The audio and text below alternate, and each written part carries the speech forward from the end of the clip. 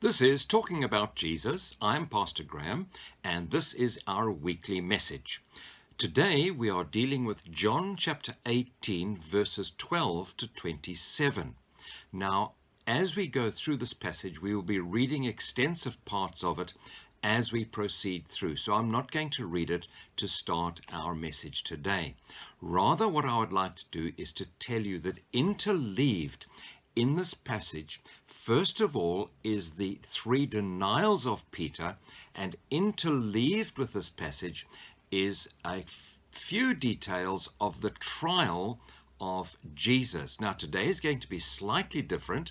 What I would like to do is we're going to read extensively from the four Gospels regarding the trials and the ultimate crucifixion of Jesus. But before we get there, let's start and talk about Peter's three denials. I think that this is possibly one of the most well-known events out of New Testament history, and it has been preached on quite often. First of all, let's read of those three in John's Gospel, chapter 18. I'm going to read verses 15 to 18 and then 25 to 27. Simon Peter was following Jesus, as was another disciple. That disciple was an acquaintance of the high priest, so he went with Jesus into the high priest's courtyard. But Peter remained standing outside by the door. So the other disciple, the one known to the high priest, went out and spoke to the girl who was the doorkeeper and brought Peter in. Then the slave girl who was the doorkeeper said to Peter, "You aren't one of this man's disciples too, are you?" "I am not," he said. Now the slaves of the temple police had made a charcoal fire because it was cold, and they were standing there warming themselves. And Peter was standing there with them, warming himself. Down to verse 25. Now as Simon Peter was standing and warming himself, they said to him, "You aren't one of his disciples too, are you?" He denied it and said, "I am not." One of the high priest's slaves, a relative of the man whose ear Peter had cut off, said, "Didn't I see you with him in the garden?" Peter then denied it again. Immediately, a rooster crowed. This event actually starts all the way back in John chapter 13. And let's read from verses 36 to 38. Simon Peter said to him, "Lord, where are you going?" Jesus answered him, "Where I am going, you cannot follow me now, but you shall follow me afterward." Peter said to him, "Lord, why can I not follow you now? I will lay down my life for your sake." Jesus answered him, "Will you lay down your life for my sake?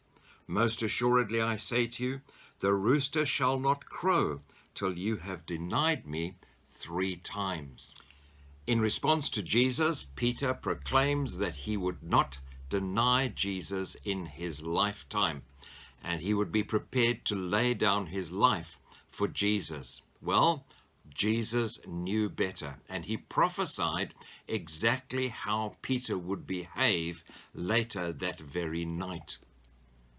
It is very interesting because once again, this gives us an insight into the deity of Jesus Christ. We have here again a demonstration of his omniscience, that is, that he knows all things and was able to predict how Peter would behave.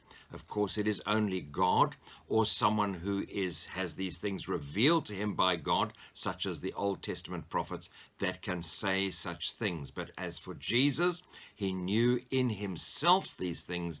And so again, it's just a little detail of the deity of Jesus Christ given to us in John's Gospel. I'm not going to say much more about Peter. As for Peter himself, he is an object lesson for us, and there are at least 3 things that we can learn here. We ourselves need to be very careful and on our guard against pride, against self-confidence, and against the fear of man. So let's move on from Peter and look at the rest of this passage and what it tells us about the trials of Jesus. We need to understand that each of the gospel writers recorded different details about the life of Jesus. We're not entirely sure of the order in which they were written. Matthew, Mark, and Luke, they were written very, very early on after the death and resurrection of Jesus. Some people think Mark may have been first, Matthew second, and then Luke, but this is inconsequential for us. What we find in John's gospel is that very often, obviously he'd read Matthew, Mark, and Luke, and John was written very, very much later, and so it seems that John knew what was contained in the first three Gospels, and so very often he did not record those details as well. And so this comes out when we try and piece together the events of the betrayal, the trials, and crucifixion of Jesus. We need to piece these events together from the four different accounts. So what I thought of doing today, it's going to be a little bit different.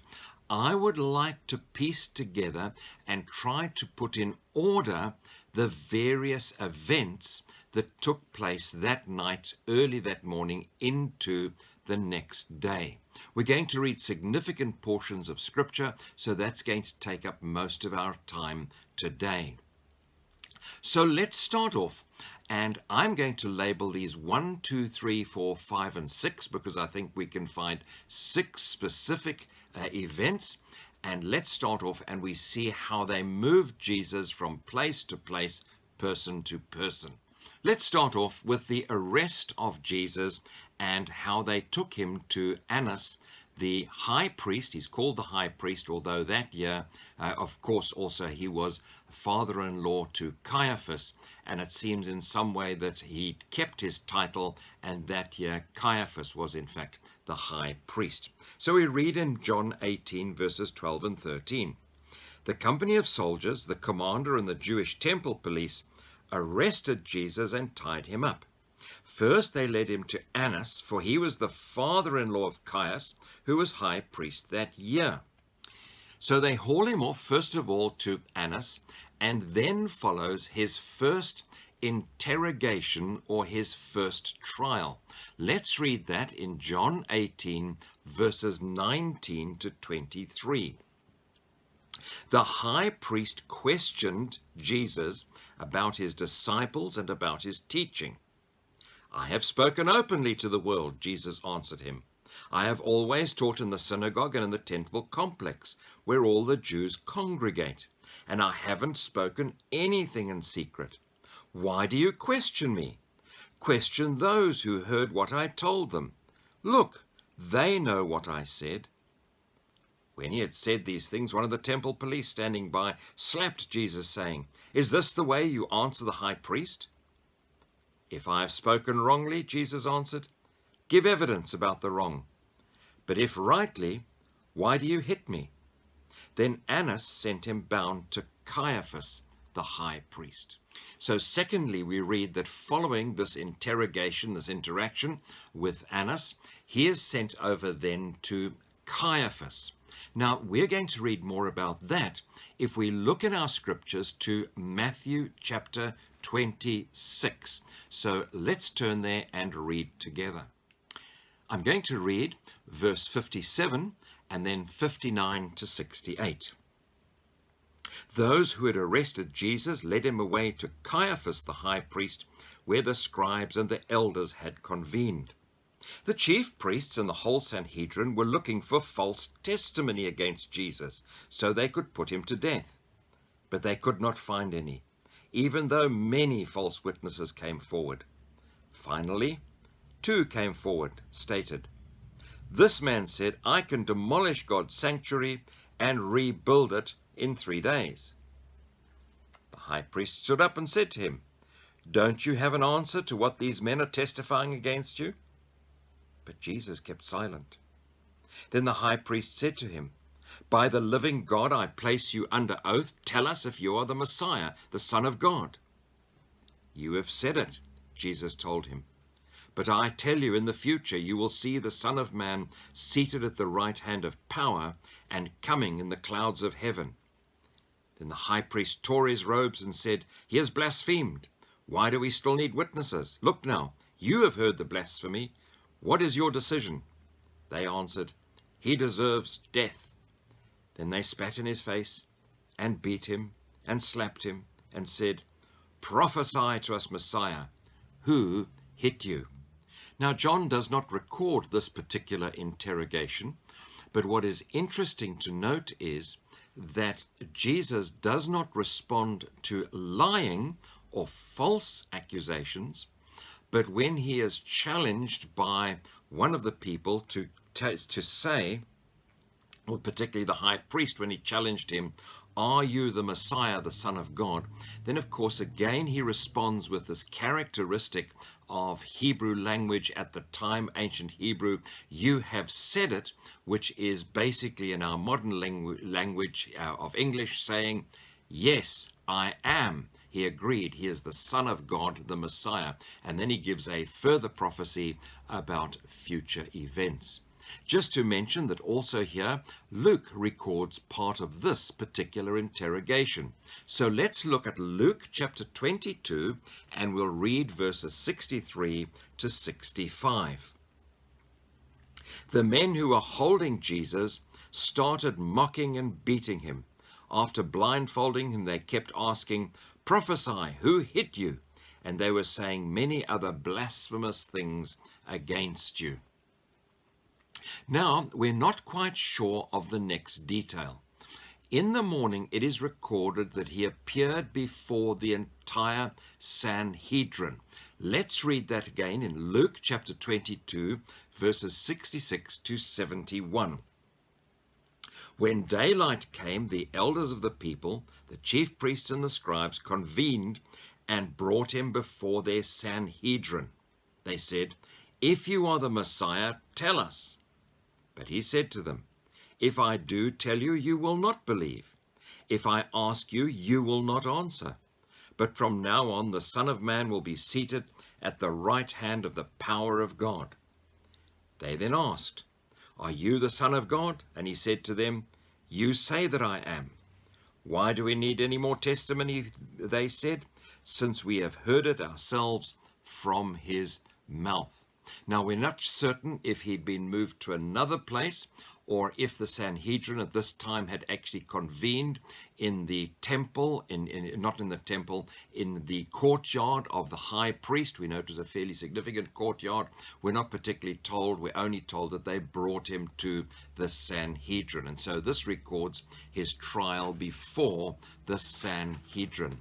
Obviously, it was Caiaphas and the Sanhedrin. Now let's move on to the third event.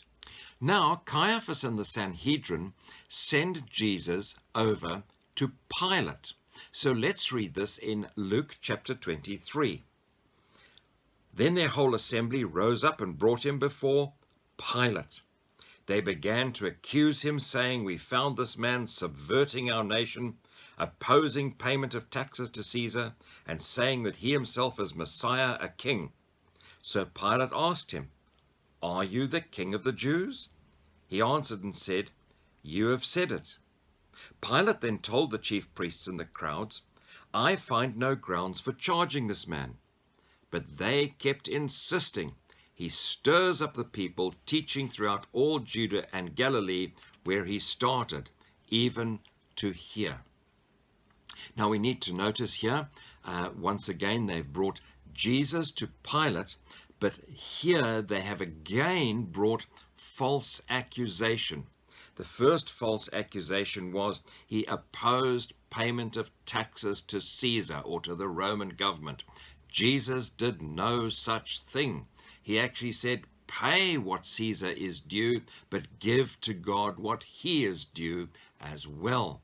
Also, they said he'd been stirring up the people throughout Judah and Galilee. Jesus did not stir up the people at all. He simply taught them the truth of God and spoke to them in parables. And so that is not whipping up the crowds. And so this was the first interrogation under Pilate. Now, Pilate, if we read in chapter 23, verse 6, Pilate had a cunning way where he thought he could get rid of the problem of Jesus. And so now this is the fourth event. Let's read this. When Pilate heard this, he asked if the man was a Galilean. Finding that he was under Herod's jurisdiction, he sent him to Herod, who was also in Jerusalem in those days. This is called kicking the can down the street. So Jesus is now sent from Pilate to Herod. Now let's read very briefly about Herod's interrogation of Jesus. This is given to us in verses 8 to the first part of verse 11. Herod was very glad to see Jesus. For a long time he had wanted to see him because he had heard about him and was hoping to see some miracle performed by him. So he kept asking him questions. But Jesus did not answer him. The chief priests and the scribes stood by, vehemently accusing him. Then Herod, with his soldiers, treated him with contempt, mocked him, dressed him in a brilliant robe, and sent him back to Pilate. I think there are a few details that we need to notice here. Once again, there are false accusations. They vehemently accused him. Herod was wanting to see some miracles. Jesus, of course, did not, we're told, he did not reply to Herod.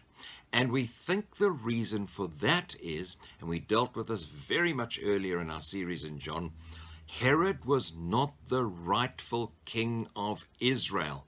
He'd bought his kingship through the Romans. He was the king of Israel under Roman law, but in fact he was an Idumean, which is a foreign nation to Israel. And the Jews themselves did not recognize him as king, neither did Jesus recognize him as king, so saw, we presume, no reason to answer false allegations from someone who had no right to occupy the throne of David in the nation of Israel. However, we read that Pilate, having tired of his games with Jesus, allowed his soldiers to contemptuously treat him with violence, dispatched him back to Herod. We also just note, by the way, that that very day Herod and Pilate became friends. Previously they had been hostile to one another. Isn't it interesting that two evil men become friends through a despicable and evil act? There is no depths to which evil men will not descend when it so suits them. So now, here is our sixth event. Jesus has been sent back to Pontius Pilate. Let's read that. We're going to stay in Luke's Gospel, chapter 23, and this time we're going to read those events from verse 13 to verse 25. Pilate called together the chief priests, the elders, and the people, and said to them, "You've brought me this man as one who subverts the people. But in fact, after examining him in your presence, I have found no grounds to charge this man with those things you accuse him of. Neither has Herod, because he sent him back to us. Clearly he has done nothing to deserve death. Therefore, I will have him whipped and then released." For according to the festival, he had to release someone to them. Then they all cried out together, "Take this man away. Release Barabbas to us." He had been thrown into prison for a rebellion that had taken place in the city and for murder. Pilate, wanting to release Jesus, addressed them again. But they kept shouting, "Crucify, crucify him." A third time they said to him, "Why? A third time he said to them, "Why? What has this man done wrong? I have found in him no grounds for the death penalty.